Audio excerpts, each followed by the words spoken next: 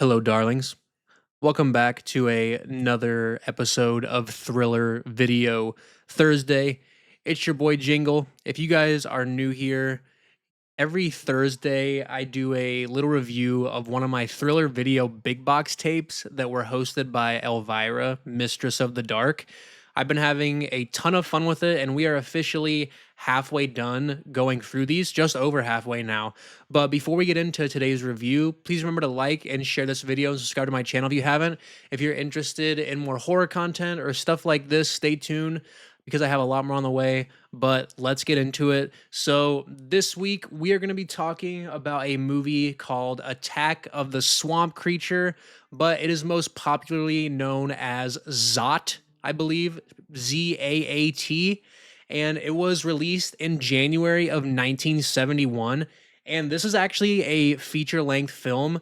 A lot of these have been like just hour long specials from a series called Hammer's House of Horrors, but this is actually a feature length film, and it was directed by Don Barton, who I do not recognize any of his other filmography, but I will show you a picture of him and a little fun fact that I just learned before I started doing this video. So, looking at the cast and director, this is the only thing that any of them have ever done, and it is like a notoriously bad movie, but in my opinion it was like one of those so bad it's good movies. It was I really enjoyed it. It was a really fun B movie creature feature. The beginning starts with a guy in some sort of aquatics lab studying a bunch of marine life, and he's talking about like this walking catfish, which I think is going to be linked, or which was did end up being linked into the plot.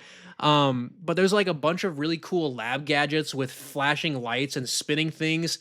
The main character goes into a pool and transforms into like this fish man, and he keeps like the whole movie he keeps repeating, "I look nothing like a fish. I look nothing like a fish." It's really funny. The designs is one of the derpiest, stupidest looking things that I've ever seen. I think at one point in the film you can even see it wearing tennis shoes if you look close enough. But this is the creature in all its glory. That is Zot, or the swamp creature. This tape is branded as Attack of the Swamp Creature. But like just looking at that thing, he looks so funny. The like big mouth with like the lips and the teeth. It's just so much fun. I love like, so this one came out in the 70s, but this is obviously an homage to like those early like 50s and 60s B movie monsters that just look so ridiculous. So I'll also show you guys the movie poster. It has the design on it. I didn't want to take that away from you guys, but this is the movie poster. I absolutely love this. It is so classic. It says, "Is the monster man fish or devil? It would take an atom bomb to wipe out the walking catfish, a creature like you've never seen before." But that poster is just so awesome. I absolutely love that. There's some really cool shots of like these like crustacean animals up close, and it's really trippy and really well done. This film was obviously inspired by Creature from the Black Lagoon, which is one of my favorite Universal monster films. I've got him tattooed on me there. I absolutely love the Creature from the Black Lagoon. I would even say that this could have inspired Roger Corman's Humanoids from the Deep, because there's a scene where the fish man tries to take a girl that he's attracted to and do the naughty, if you know what I'm talking about. I really like the scenes of him just lurking in the water. It's a really cool vibe, and it's really like outdoorsy and stuff. Um, I'm a big fan of the Creature from the Black Lagoon, like I said, so I can really appreciate the influence that it had on this. So he's going around killing the investigators that have been looking for him because he's been trying to find a female that he can turn into his own, like, walking catfish bride. Is this a slasher movie? There's a body count. I don't know. You be the judge. So. There's a scene where the sheriff is telling this guy about it, and the guy says in like this really funny southern accent, "You're trying to tell me that there is a fish walking around here killing people," and it's really funny. The score in this is pretty bad, annoying, and obnoxious. It's like these loud, flashy sounds. At times there is a variety, and there were like some scenes that were almost like reminiscent of like a classic like Looney Tunes soundtrack or like score that I really liked. But like I said, he's trying to turn this girl that he stole into a fish woman, but he ends up just killing her and he goes insane. You get Elvira coming in the middle of this one. I absolutely love it when she does that, and she like interacts with the movie. She ends up like pretending to call the sheriff in the movie, and it's really funny. Like it looks like they're actually interacting, which is really funny. Um, but yeah, and weirdly enough, the monster still has like all of his human abilities, and he's an amazing artist. He's like drawing this flawless picture of this girl. Um, towards the end, there's a really bad song that this random dude is singing. It just goes on for way too long, and it was like uncomfortable.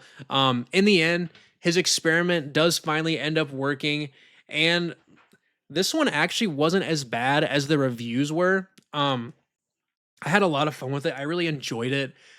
You can watch it on YouTube if you're interested. There's like an Elvira vault that has all these thriller videos on it. But let me show you the tape itself. It's probably my favorite artwork so far on these. So this is the front. We've got Attack of the Swamp Creature. I absolutely love this artwork with the monster and the girl there. It looks so awesome. You've got Elvira with like this like stuffed like cat or something. I don't even know what that is, but I love that. You got her on the side there, and then she's just in a classic movie theater pose with a severed hand holding popcorn bucket. I love that. I'll read you guys the back of this. So, starring Frank Crowell, Attack of the Swamp Creature. It says, "How'd you like to buy a choice piece of property at Elvira's Everglades Estates? Well, if you'd buy that, Attack of the Swamp Creature might also be in order. There have been many bizarre reactions to this demonic Esther Williams flick. Personally, when I saw it, I felt like swimming upstream and spawning. Anyway, it takes place in Florida where this mad scientist transforms himself into the swamp creature which terrorizes a small town. I guess Godzilla was too busy to help out. Believe me, kids, you'll be oozing with laughter at this muddy fiasco, so set sail for the soggiest, unpleasant dreams ever." So I love that. I actually overall really enjoy this. I wanted to show you guys something really cool. So this is actually the director. This article I read was from quite a while ago, so I don't know if he's actually alive still, but he actually had the Zot costume, which is really awesome. So that is the Zot costume itself. I think he said it was like 7 feet tall, and he just has it like stored in his garage like that on display, which is so awesome. And this was like, I think he said the budget for this was around like $50,000 to $75,000, and it was actually like a drive-in favorite, which is really fun. Overall, I really enjoy this. I would probably put this in the top three of these thriller video Elvira movies that I've reviewed so far. But yeah, guys, if you want to check out Zod, if you're into like the old like 50s and 60s B monster movies, I totally recommend it. It was a lot of fun. That is all I got for you guys today. Next week, we are going to be doing another one of these next Thursday, and it is on Rude Awakening, which is another one of those Hammer's House of Horrors, like hour-long episodes. So stay tuned for that. And until next time, unpleasant dreams.